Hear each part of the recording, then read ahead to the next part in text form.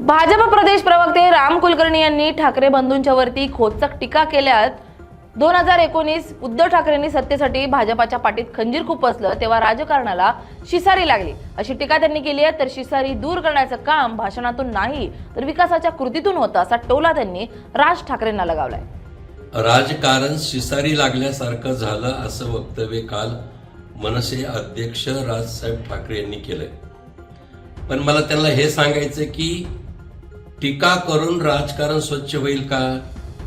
त्यासाठी सर्वसामान्य जनतेची सेवा आणि विकासाचं राजकारण करावं लागतं, जे भाजप देशात आणि राज्यात 2014 पासून करते। आता शिसारी राजकारणाला खऱ्या अर्थाने कधी लागली हे राजसाहेबांनी सांगायला पाहिजे।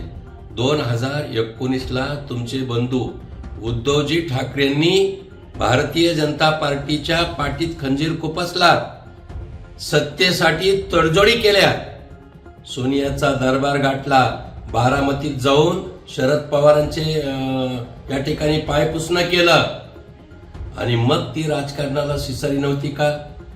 मला हे तुम्ही सांगा की कुणामुळं राजकारणाला शिसारी लागली? आणि हो, ही शिसारी दुरुस्त फक्त विकास कामं जनसेवा याच्याच माध्यमातून होते आणि ती भाजप करते।